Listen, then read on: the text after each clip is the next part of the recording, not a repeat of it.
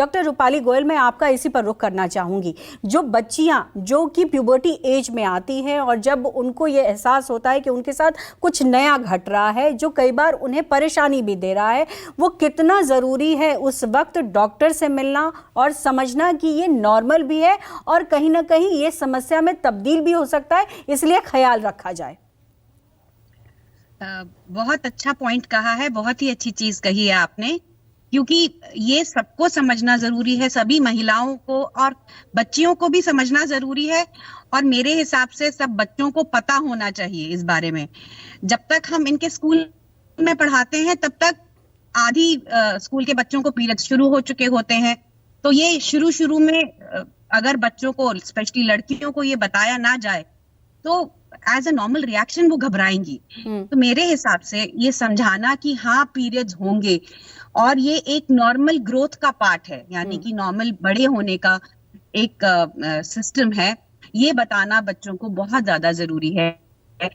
और एक और बात मैं यहाँ पे बताना चाहूंगी कि शुरू में करीबन 2-2.5 साल तक जो लड़कियां होती हैं, जो बच्चियां होती हैं, उनके पीरियड्स इर्रेगुलर होते हैं जी। ये देखा गया है, क्योंकि जो आपका सिस्टम है, जो आपके बॉडी का हार्मोनल सिस्टम है, वो उस समय तक पूरी तरह डेवलप नहीं हुआ होता है।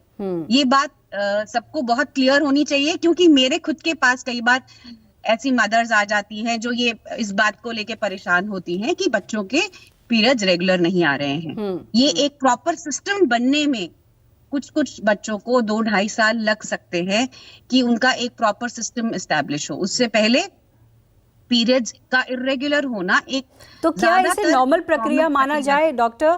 यहाँ ये बहुत इंपॉर्टेंट पॉइंट आपने कहा कि जिस तरीके से कुछ महिलाओं में या बच्चियों में देखा जाता है कि पीरियड्स काफ़ी इर्रेगुलर होते हैं, कभी 2 महीने के बाद, कभी 3 महीने के बाद, कभी फ्लो काफ़ी ज़्यादा होता है, तो इसमें क्या घबराने की ज़रूरत है या डॉक्टर से बात करने की ज़रूरत है, या इसे माना जाए कि दिस इज़ वेरी नॉर्मल?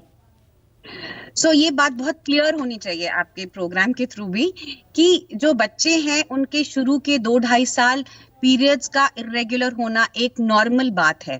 पर जहां पर हम महिलाओं की बात करें, अगर हम नॉर्मल ड्यूरेशन यानी कि नॉर्मल पीरियड का लेंथ देखा जाए, वो 21 दिन, जैसे पहले उन्होंने कहा था, 21 दिन से 35 दिन तक नॉर्मल माना जाता है। अगर 35 यानी 35 दिन से ज्यादा करके पीरियड्स आ रहे हैं और अगर कोई पैटर्न चेंज हो रहा है मोर सो, जैसे कि कुछ समय के बाद एकदम से आपने देखा कि भाई 2-2 महीने में पीरियड्स आने लग गए, तो अवश्य डॉक्टर के पास जाना चाहिए। जैसे कि मेरे कॉलीग ने पहले भी बताया था कि हाँ जी, पॉलीसिस्टिक ओवरीज आजकल एक एपिडेमिक तरीके से बढ़ रहा है हमारे कंट्री में। तो उसका एक one of the main feature होता है कि पीरियड्स डिले होकर आते हैं, जो ज्यादातर बिल्कुल। तो कहीं ना कहीं ये एक परेशानी बढ़ी और शायद ये पॉलीसिस्टिक ओवरी के बारे में भी हम समझेंगे। डॉक्टर शालिनी अग्रवाल, मैं आपका भी रुख करना चाहूँगी। हम बहुत बारीकी से इसको समझ रहे हैं और इसलिए समझ रहे हैं क्योंकि इस पर लगातार सवाल उठ भी रहे हैं कि क्या ये एक ऐसी समस्या है जिसको लेकर के लीव दिया जाए। खैर, उसकी चर्चा हम बाद में करेंगे, लेकिन यहाँ पर ये समझाने की कोशिश करें हमारे दर्शकों को कि जिस तरीके की हालत होती है उस दौरान, जो मूड स्विंग की बात की, जैसा बाकी हमारे पैनलिस्ट ने कहा कि आप इर्रेगुलर भी हो सकता है, कोई और भी समस्या हो सकती है, लेकिन कई बार क्या होता है कि पीरियड्स के दौरान काफ़ी ज़्यादा समस्या होती है और कई बार ऐसी फीलिंग आती है कि आप में इतनी शक्ति नहीं है कि आप उठ सके, आपके शरीर के कई भागों में दर्द भी होना शुरू हो जाता है। तो ये जो आफ्टर 40 एज में जब शुरू होता है, तब किस बात का ख्याल रखना ज़रूरी होता है? पल्लवी जी, ऐसा है कि पीरियड्स में होने वाली दिक्कतें किसी भी एज में हो सकती हैं, from young age till our reproductive age and around 40s, जिसको हम पेरीमेनोपॉजल टाइम कहते हैं कि बस अब आपका मेनोपॉज आने वाला है कुछ समय में, तो हमारे पीरियड्स में इश्यूज तब भी आ सकते हैं। अगर हम जनरल बातें करें तो सिंपल चीजें बहुत महत्वपूर्ण हो जाती हैं इस टाइम पे, और कुछ बहुत ही छोटी छोटी चीजों को ध्यान में रख के हम अपनी हेल्थ का ख्याल रख सकते हैं। We can start feeling better. First is the understanding कि yes periods are a normal part of life. अगर हम उसको शुरू से अबनॉर्मल मानना शुरू करेंगे तो कहीं ना कहीं हमारे मन में उनके प्रति एक डर, और कोई भी छोटी से छोटी होने वाली प्रॉब्लम के बारे में हम सोचेंगे कि ये कोई बहुत बड़ी चीज हो रही है हमारे साथ। तो पहले तो ये समझना, हर माँ को अपनी बेटी को यही समझाना है कि पीरियड्स शरीर का नॉर्मल हिस्सा है। कहाँ पर डॉक्टर को दिखाना है इसकी चर्चा हम कर ही चुके हैं, पर ऐसी चीज जो नॉर्मली सबके साथ हो रही है वो नॉर्मल है, पहला ये भी समझना है। दूसरे, जो अलग अलग प्रॉब्लम्स आती हैं, बहुत थकान हो रहा है, शरीर में दर्द हो रहा है, इनका ध्यान हम बहुत सिंपल बातों के द्वारा ले सकते हैं। Good nutrition very important. लड़कियों को पीरियड्स के कारण, जब क्योंकि हर महीने वो कुछ अमाउंट ऑफ ब्लड लूज करते हैं, इसलिए लड़कों की अपेक्षाओं में या मेन की अपेक्षाओं में विमेन में हीमोग्लोबिन 1 ग्राम प्रतिशत कम होता है। तो हमें अपनी डाइट का थ्रू आउट द टाइम ज्यादा ख्याल रखना है। अमूमन ये देखा जाता है कि औरतें बाकी फैमिली का ध्यान तो पूरा रखती हैं परंतु अपनी डाइट को पीछे रख देती हैं। तो छोटी छोटी चीजें, फलों का सेवन करना, आयरन युक्त चीजों का सेवन करना, प्रोटीन युक्त चीजों का सेवन करना, दालें अच्छे से लेना, हरी सब्जियां, फल, सेब, अनार, बहुत छोटी सी चीज, लोहे की कढ़ाई में खाना बनाना, ये पुराने जमाने में हम करते थे। एक सिंपल सी इस चीज के द्वारा हम अपने शरीर में ज्यादा अच्छा पोषण पहुंचा सकते हैं। तो सबसे पहले पोषण का ध्यान रखना through out the month and specially उस समय में जबकि हमें पीरियड्स हो रहे हैं। पीने की चीजें अच्छे से लेना जिससे कि पीरियड्स के टाइम में हमें, और उस दौरान खुश रहना भी बेहद जरूरी है, क्योंकि अगर आप पॉजिटिव रहेंगे तो शायद पॉजिटिव एनर्जी मिलेगी और पॉजिटिव हार्मोन का भी कहीं ना कहीं फ्लो बढ़ेगा, और इसीलिए ये ज़रूरी है इस चीज़ को काफ़ी समझना। डॉक्टर शिवानी, मैं आपका रुख कर रही हूँ। जिस तरीके से हम पीरियड्स की बात कर रहे हैं, मेंस्ट्रुएशन की बात कर रहे हैं, मेन्यूपॉज भी बहुत इंपॉर्टेंट रोल है और इसको समझना भी बहुत ज़रूरी है, क्योंकि 45 आजकल ज़्यादातर देखा गया है कि आफ्टर 40 भी बहुत लोगों को मेन्यूपॉज शुरू हो रहा है, लेकिन जो पहले के हिसाब से देखा जाए तो आफ्टर 45 मेन्यूपॉज देखा जाता था।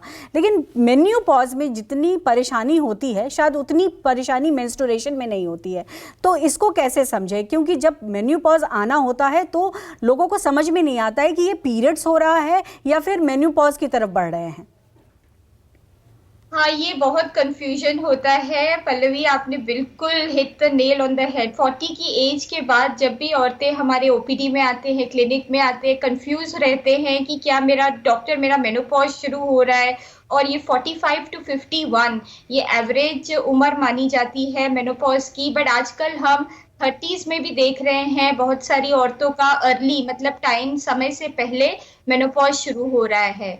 तो मेनोपॉज के समय जो पीरियड होता है, जो मासिक धर्म आपका कम हो जाता है, चाहे महीने की बजाय 2 महीने में आए, जो ब्लीडिंग की क्वांटिटी होती है, जितनी आपको पीरियड पहले होता था उतना नहीं होगा, उसकी क्वांटिटी भी कम हो जाएगी। शरीर में और भी कई तरह के चेंजेस आते हैं, जैसे बहुत गर्मी लगती है, हॉट फ्लशेस आते हैं, जो बोन्स होती हैं उसकी जो वीकनेस या उनमें पेन वो ज्यादा बढ़ जाती है। तो मेनोपॉज एक बहुत क्रिटिकल टाइम है, इस हद तक कि जब आप मेंस्ट्रुअल लीव की बात करें तो उसके साथ एक मेनोपॉज भी एक डिसेबिलिटी के जैसे प्रपोज किया गया है कि इसकी भी लीव के लिए कुछ लोगों ने प्रपोजल डाली हुई है। तो मेनोपॉज अपने आप में एक बहुत बड़ा इवेंट होता है एक औरत के लिए, और इसीलिए इसमें बहुत संभल के रहना जरूरी है।